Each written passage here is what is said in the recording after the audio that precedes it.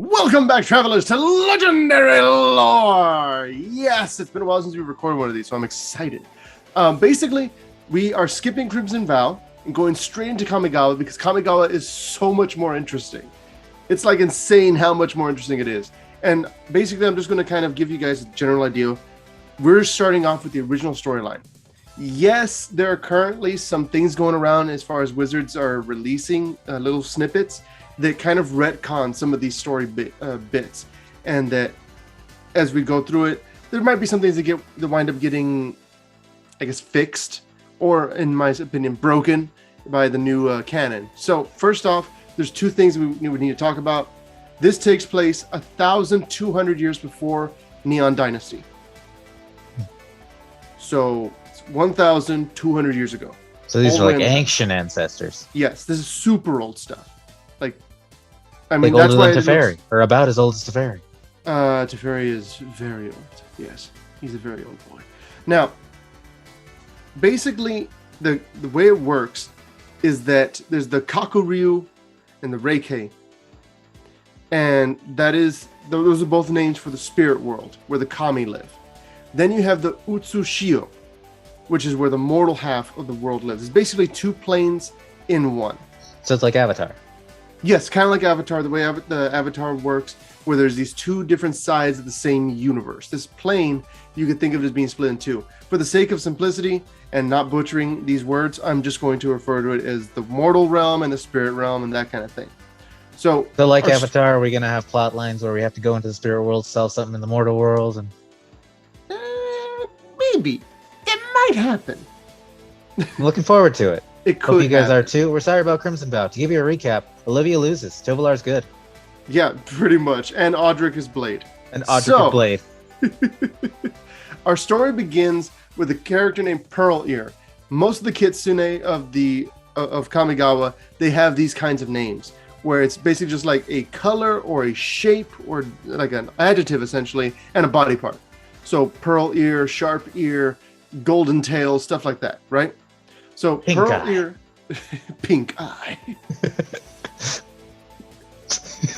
Why, Joe? Why? I'm just imagining a red-white card, and they got like really crusty eyes, and it's like, tap this creature, make all other creatures unable to block it. It's got vigilance. It's like Flavortex says, please no.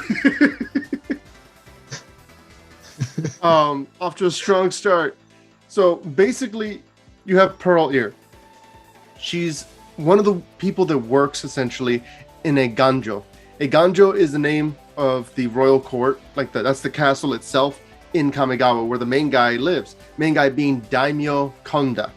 Again, there's a lot of words and names in here that I'm probably not going to get quite right, because when I go to Yasuke ramen bar, I don't get the words right, and I constantly try. I'm always trying, but I'm never quite there.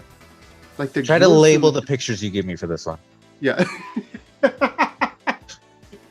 I could send you just the script if you want, Joe. This way you'll have like an access to that and be like, oh, this word, this word, this word. So we have Pearl Ear seeing the Daimyo Konda, as well as a guy named General Takeno, Headmaster Hisoka, Soratami, there's Maloku, and then like another thing. This thing that he's just holding, it's this rock. And on the rock is this tiny little dragon. And he's like, Konda looks weird. Like his eyes are going all over the place. And like wherever he like turns and looks and stuff like that, his eyes always seem somehow to roll into the back of his head and flicker and glow and stuff, and are always looking at the stone. It's super weird. And apparently the book describes his eyes as physically coming out of his head and turning around to look at it. It's all kinds of weird. Now, the reason that Pearl Ear is there, and they don't recognize that she's actually like watching them, she came because she wanted to inform Konda that his daughter had just been born, not knowing that his favorite concubine had just died as a result of the birth. And so all this happens at this point in the story, right? Then there's a 20-year time skip. because it's not about Konda really, or his special stone, which is from this point referred to that which was taken. And it's more about the daughter as she grows up. Okay. As So we're well basically as- watching Samurai Jack. I mean, you could say that. I would say that if they decided to make the entirety of this story, all three books, as either an anime or a Samurai Jack-esque cartoon, that I would watch that so hard. Because it sounds like the opening to Samurai Jack. Samurai Jack opens on his dad warning the town about a coup and Jack being little, and then it goes through Jack's life as he grows up. That's true. Also, Joe, you mispronounced a coup. A coup! Thank you, Joe. That's exactly how it needs to be done. Sorry about that. Won't happen again. Yeah, you better not. So, before we can get to Michigo and seeing what she goes through, we have an Ochimusha named Toshi. Okay? Now, Toshi... What? Huh? So, basically, Toshi, short for Toshiro, which I love the fact they never actually say his full name is Toshiro Omazawa. If anything, he just calls it Toshi Umazawa. Okay? Mm-hmm. Toshi is an outlaw. That's just generally who he is. He's an assassin, and he's like not really an assassin. He's more just a thug. Okay, a really lucky thug because he's really clever. And so, his big deal, his special ability, is that he can use kanji magic. So the way that works is that he needs pieces of paper, and he can write onto it to make a kanji, and he can slap that kanji onto somebody or something and affect it in a certain way, right? So it's like But talismans. But if he doesn't have access to, say, ink, he can use mud, he can use his own blood, and he can use, if he doesn't have paper, he can put it on stone or wood or whatever. As long as he has a surface and the ability to draw it, he can do it. I like right? it.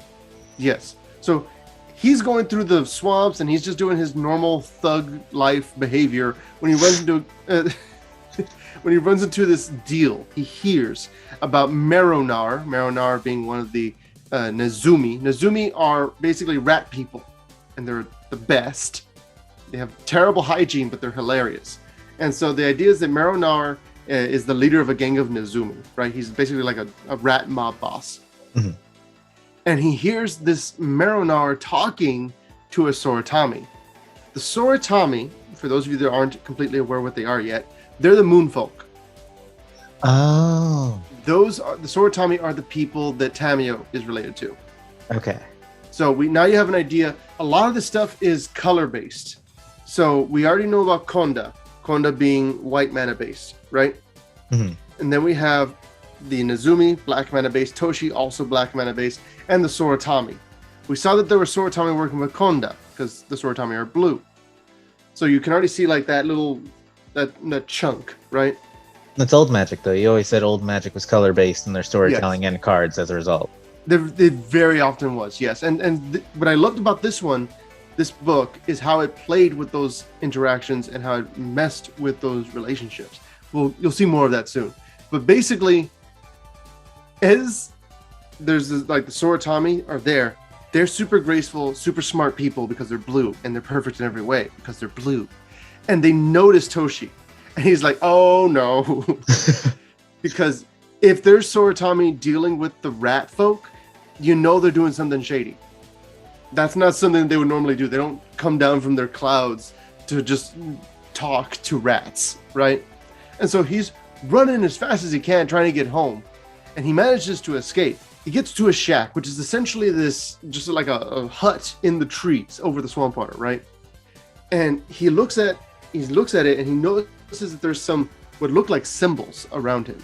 Because, Joe, you know how it is when you write a lot, or if you do a lot of something, you tend to notice it more. Like if you if you got a new car, you notice that same kind of car everywhere, right?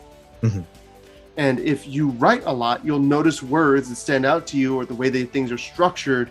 If you're watching a movie and you do a lot of movie making, you notice the 3-act plots and the turning points and stuff like that, right? Well, he's a kanji wizard, essentially, and he notices kanji all over the place.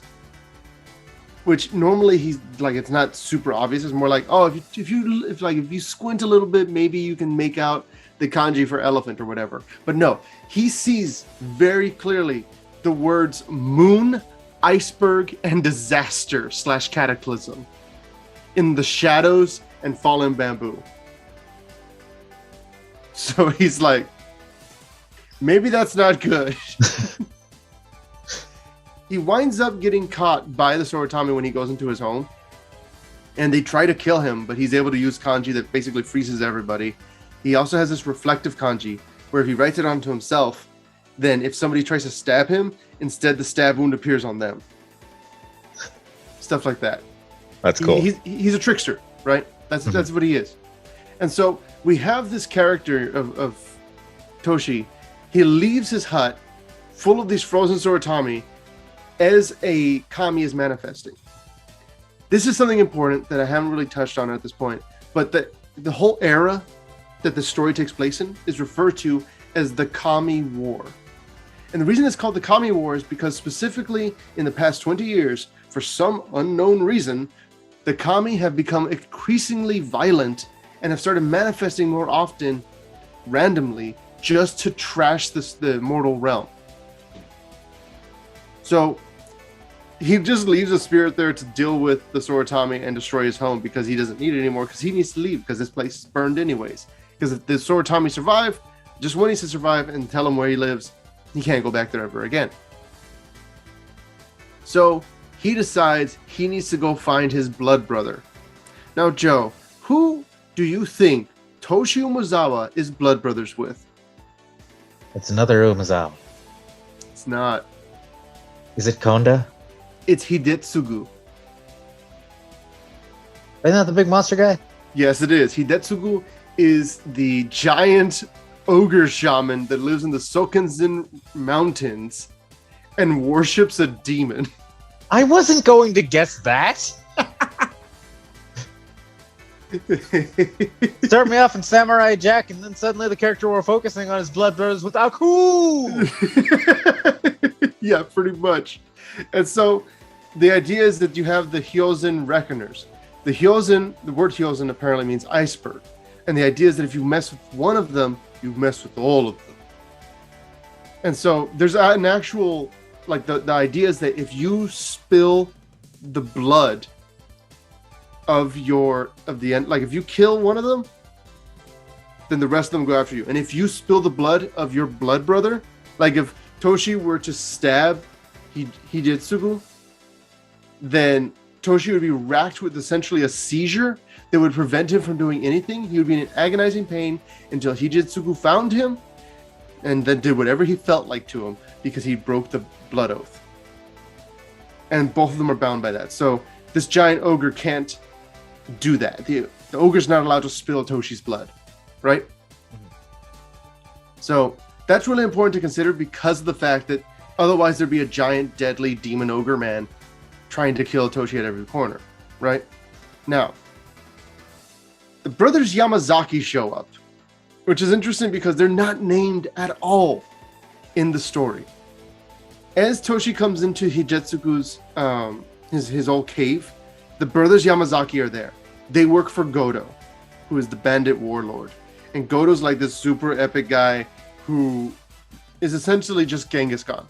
Okay? That's great. Also there is Ben Ben.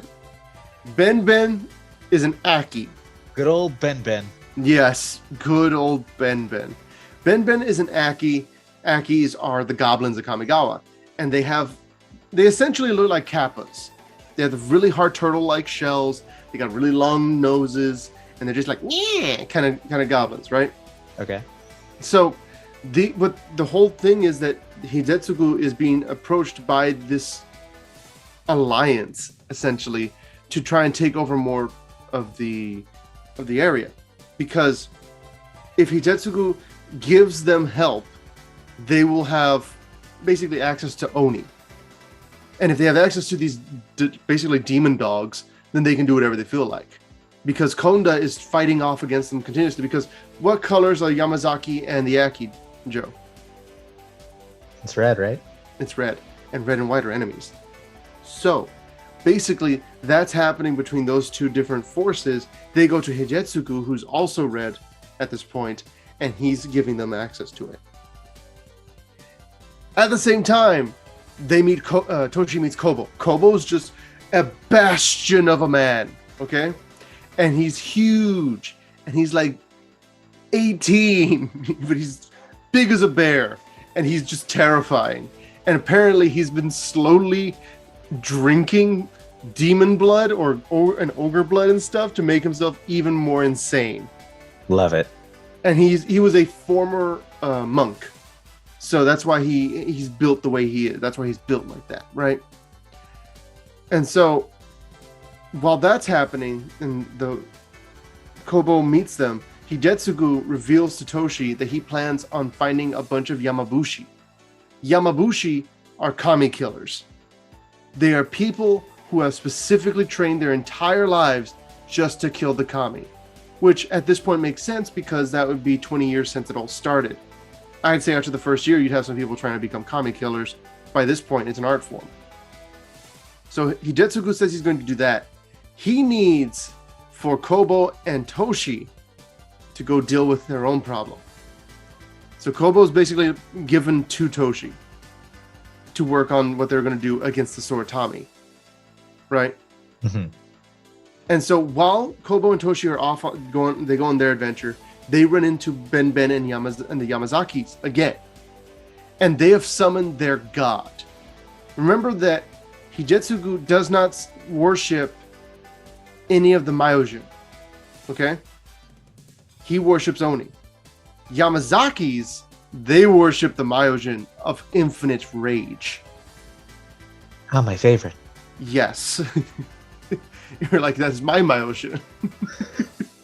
And so, for those of you unfamiliar, back during this time, in Magic storyline, there were no actual god cards. The first time we really got introduced to actual gods was in Theros, where there was a whole enchantment god deal, and you had devotion and all that stuff. Here, we have our actual first legitimate printing of a god cycle with the Myojin. They're, of course, spirits, because the spirits were the whole deal, but if they're printed in the modern age, I would expect the Myojin to be considered spirit gods. Yeah, it's pretty interesting. Because they're just that, they have that much power that they encompass, right? And so, basically, the Myojin blesses the army by allowing them to create infinite goblins. Which is questionable at most. Yeah, that's what I was going to go with too. Yeah. And so, basically, Kobo and Toshi accidentally interrupt this whole deal, this ritual, and they're extremely upset at him, and the Myojin summons three kami to attack them, and mentions that they should not be interfering, nor should Toshi's kami handlers. Which doesn't make sense to Toshi because he doesn't believe in any gods. Like, he doesn't worship any of them. He's for himself, right? Mm-hmm. And so that's all happening. They eventually get out, and then we get introduced to Michiko. We're going to get into Michiko in the next episode. Thank you guys so much for watching. Go ahead and leave a like if you like the video. Subscribe, because there were a lot of words dropped, and I don't know what they mean. We'll probably find out what the heck Ricky's talking about if you watch more videos. If you watch the Boss Watch. You have to watch the Boss Watch to find out what Ricky's talking about. Yeah. Bye, guys.